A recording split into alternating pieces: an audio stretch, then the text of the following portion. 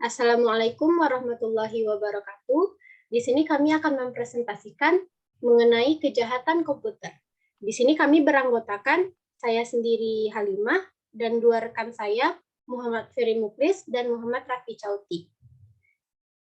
Untuk yang pertama, kita bahas dulu mengenai pengertian kejahatan komputer. Kejahatan komputer memiliki banyak istilah dan sebutan, antara lain kejahatan internet, kejahatan dunia maya, atau yang dalam bahasa Inggris biasa disebut dengan cybercrime, yang merupakan sebuah kejahatan yang melibatkan komputer dan jaringan. Cybercrime atau kejahatan komputer adalah semua akses ilegal terhadap suatu transmisi data, jadi semua kegiatan yang tidak sah dan berhubungan dengan sistem komputer adalah sebuah kejahatan komputer. Selanjutnya, jenis-jenis kejahatan komputer akan dijelaskan oleh Muhammad Rafi Chauti. Oke, baik. Sekarang saya akan menjelaskan terkait jenis-jenis kejahatan komputer. Jadi, ada banyak jenis kejahatan komputer yang ada di dunia ini. Kita mulai dari yang pertama, yaitu unauthorized access to computer system and service. Jadi,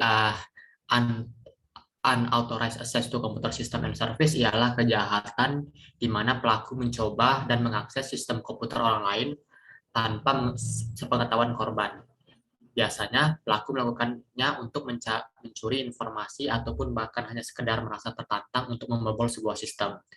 Lanjut kita ke selanjutnya, yaitu illegal content, yaitu sebuah kejahatan komputer yang berupa memasukkan data atau informasi ke internet tentang suatu hal yang tidak benar, tidak etis, dan dapat dianggap melanggar hukum atau mengganggu ketertiban masyarakat umum. Lanjut kita ke selanjutnya, yaitu data forgery, yaitu sebuah kejahatan komputer yang berupa pemalsuan dokumen-dokumen penting yang ada di dunia maya. Biasanya pelaku melakukan ini demi keuntungan pribadinya dan terjadi karena kelalaian korban kejahatan tersebut. Lanjut kita ke cyber espionage. Jadi ini salah satu jenis kejahatan komputer yang mana dilakukan untuk memata-matai suatu pihak menggunakan sistem komputer dengan cara memasukkan sistem jaringan komputer korban. Biasanya kejahatan ini dilakukan oleh pelaku tingkat atas yang ingin memata-matai sebuah instansi swasta ataupun pemerintahan dan sering terjadi di antara negara yang sedang bersinggungan kepentingan politik. Lanjut kita ke offense against intellectual property. Jadi ini salah satu jenis kejahatan komputer yang mana melanggar hak kekayaan intelektual orang lain di dunia maya. Biasanya kasus ini terjadi karena pelaku sengaja ataupun tidak mengetahui bahwa mereka mengambil keuntungan dari hak kekayaan intelektual orang lain. Lanjut kita ke infringement of privacy. Jadi ini salah satu jenis kejahatan komputer di mana kejahatan ini dilakukan dengan cara pelanggaran terhadap informasi pribadi korban. Biasanya kejahatan ini terjadi karena pelaku mengetahui lalu melanggar informasi-informasi korban untuk dimanfaatkan. Lalu selanjutnya yaitu cyber stalking. Jadi ini salah satu jenis kejahatan komputer yang mana yaitu penguntitan yang dilakukan pelaku menggunakan jaringan internet. Biasanya pelaku akan terus meneror korban hanya untuk memuaskan keisengan ataupun memiliki tujuan lain yang menguntungkan, dan hal ini sering terjadi karena kecerobohan dari korban yang tidak sengaja menyebarkan privasinya. Lalu kita ke cyber squatting and typo squatting. Jadi yang pertama yaitu cyber squatting, yaitu salah satu jenis kejahatan komputer di mana dilakukan percobaan untuk membuat domain sebuah perusahaan orang lain lalu mencoba menjualnya dengan harga yang mahal. Lalu yaitu typo squatting, yaitu percobaan membuat plesetan nama domain yang sudah dimiliki orang lain. Kejahatan ini terjadi karena pelaku mencoba memanfaatkan nama besar sebuah merek perusahaan yang belum membuat domain ataupun perusahaan yang baru saja terbentuk. Biasanya korban lalai memberi perlindungan terhadap domainnya atau memang pelaku yang sengaja mengincar korban dari awal. Kita lanjut ke slide selanjutnya, yaitu contoh kasus kejahatan komputer. Jadi ada banyak contoh kasus kejahatan komputer yang telah terjadi di dunia ini. Kita mulai dari yang pertama, yaitu untuk jenis kejahatan komputer unauthorized access to computer system and service. Jadi ini salah satu contohnya yaitu pembobolan dan vandalisme situs KPU oleh seorang mahasiswa pada tahun 2004. Lalu selanjutnya kita ke cyber squatting and typo squatting. Jadi ini contoh kasusnya yaitu kasus Mustika Ratu vs Martina Berto pada tahun 2000 yang merupakan kasus perebutan nama domain pertama yang disidangkan di Indonesia. Lalu kita masuk ke contoh kasus selanjutnya, yaitu data forgery. Jadi ini salah satu contoh kasusnya yaitu banyaknya penipuan online yang melakukan modus dengan memalsukan bukti dokumen transfer bank ataupun pembayaran online untuk menipu korbannya. Lalu kita ke cyber espionage, ini salah satu contoh kasusnya yaitu pencurian data militer di era Presiden SBY, yang dimana pelaku mencuri informasi mengenai kerjasama antara Indonesia dan Korea Selatan dalam membuat pesawat tempur. Lalu ke selanjutnya itu yaitu offense against intellectual property. Jadi untuk contoh kasusnya yaitu terjadi kasus plagiarisme yang dilakukan oleh Warkopi, yang dimana mereka melanggar hak kekayaan intelektual dari lembaga Warkop DKI sebagai pemegang hak dan dari branding grup lawak Warkop. Lalu kita masuk ke infringement of privacy. Ini contoh kasusnya yaitu sosial media Instagram, yang dimana korban dijebak dengan sebuah fitur stiker yang dimanfaatkan pelaku kejahatan untuk mengetahui informasi korban. Lalu setelah mengetahui informasi tersebut, uh, si pelaku mengambil nomor kartu kredit mereka korban, lalu menggunakan informasi tersebut untuk melakukan kejahatan. Korban pun akan mengalami kerugian karena informasi pribadinya yang diketahui oleh pelaku. Lalu kita masuk ke cyber stalking. Ini contoh kasusnya yaitu maraknya penagih pinjol yang akan terus meneror pemakai pinjaman online untuk segera melunasi utangnya. Lalu kita masuk ke yang terakhir yaitu illegal content. Ini salah satu contoh kasusnya yaitu banyaknya hoax yang telah terjadi belakangan ini. Sekian dari saya kembalikan ke moderator. Baiklah, selanjutnya mengenai penyebab munculnya kejahatan komputer yang akan dijelaskan oleh Muhammad Ferry Muflis.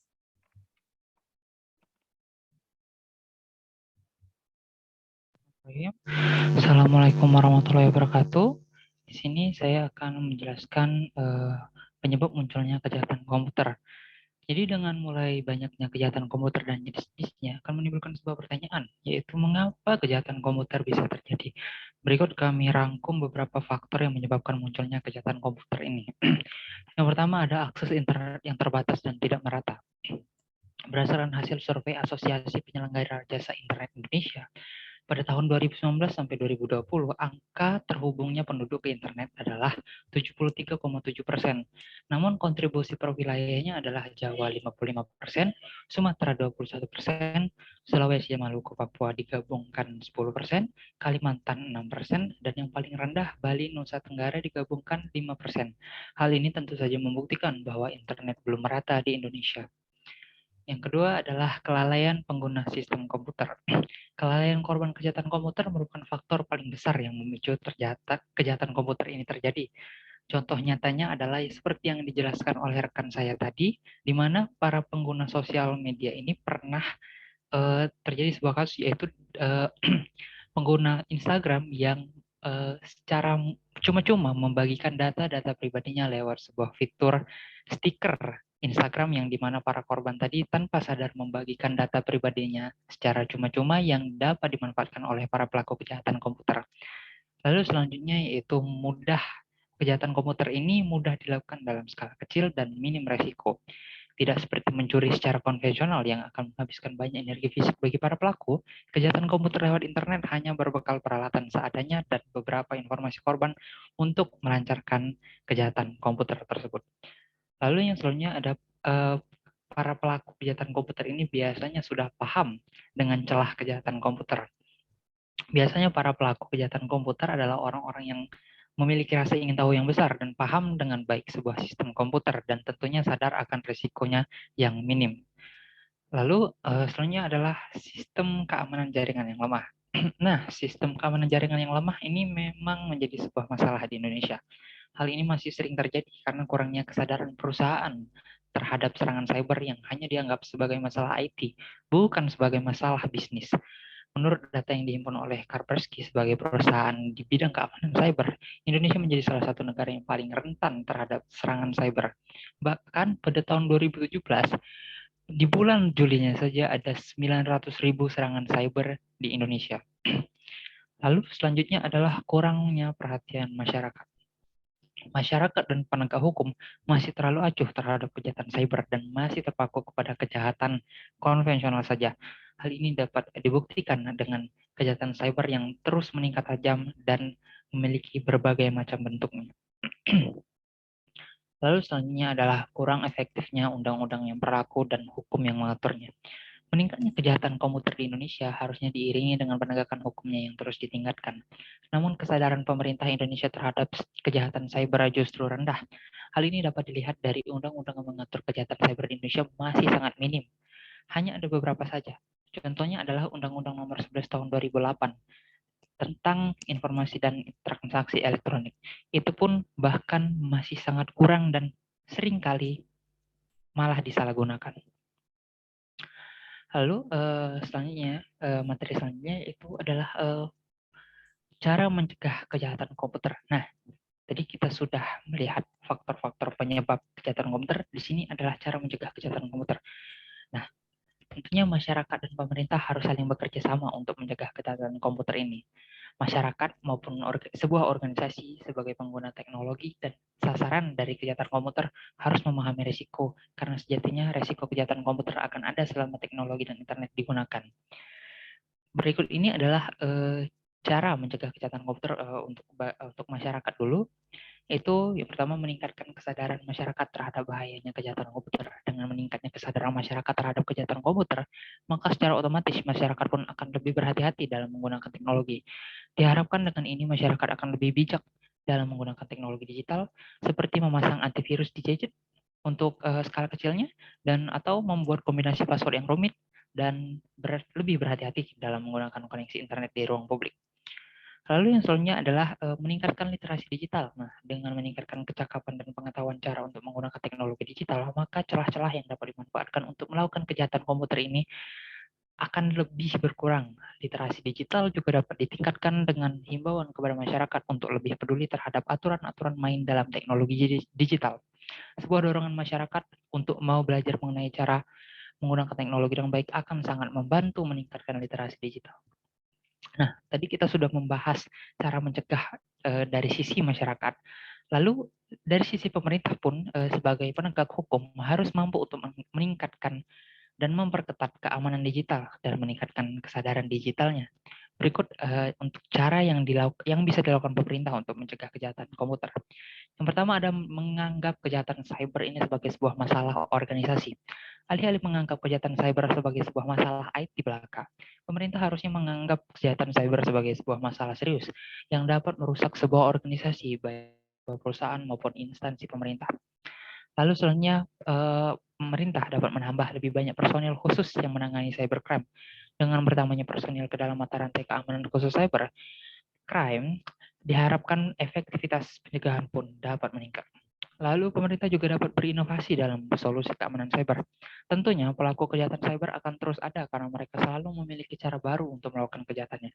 Maka pemerintah harus datang dengan sebuah inovasi yang tentunya hemat biaya untuk memblokir kejahatan cyber dan mempersempit ruang gerak mereka untuk melakukan kejahatan cyber dan mengambil keuntungannya. Lalu yang selanjutnya adalah pemerintah dapat membuat sebuah rencana yang matang dalam membangun kualitas keamanan. Banyak cara yang bisa dilakukan untuk melakukan ini. Di antaranya adalah bekerja sama dengan pihak swasta ataupun perusahaan asing yang telah ahli dalam bidang keamanan cyber. Dengan begitu kualitas keamanan pun akan diharapkan meningkat. Kualitas SDM di bidang keamanan teknologi pun harus ikut meningkat. Hal ini dapat dilakukan dengan beberapa cara seperti bekerja sama dengan instansi pendidikan yang memiliki calon-calon SDM berkualitas agar dapat dijadikan SDM dalam keamanan cyber pemerintah. Lalu untuk materi selanjutnya, ke slide selanjutnya, kita juga sebagai mahasiswa dapat memiliki kontribusi dalam mencegah kejahatan komputer. Dari uraian-uraian di atas dalam mencegah kejahatan komputer, peran dan kontribusi yang dapat kita lakukan sebagai mahasiswa adalah memberikan sosialisasi, penyuluhan, dan edukasi kepada masyarakat mengenai bahayanya kejahatan komputer dan pentingnya meningkatkan literasi digital. Dengan meningkatnya kesadaran masyarakat akan bahaya kejahatan komputer dan pentingnya meningkatkan literasi digital akan membuat masyarakat lebih berhati-hati dan lebih bijak dalam menggunakan koneksi internet di ruang publik. Untuk menutup dari saya memiliki kesimpulan bahwa resiko kejahatan komputer akan muncul dimulai dari pertama kali digunakannya teknologi komputer itu sendiri. Maka masyarakat dan pemerintah pun harus bekerja sama agar kejahatan cyber dapat dicegah. Banyak cara yang dapat kita lakukan untuk mencegah kejahatan cyber. Namun yang paling penting adalah kesadaran digital agar resiko kejahatan komputer dapat dipahami dengan baik dan lebih mudah dicegah untuk terjadi. Baiklah, itu saja yang dapat saya sampaikan untuk materi hari ini. Selanjutnya saya kembalikan ke moderator. Baiklah, terima kasih kepada Muhammad Ferry. Sekian presentasi dari kelompok kami. Apabila ada kekurangan kami mohon maaf. Wassalamualaikum warahmatullahi wabarakatuh.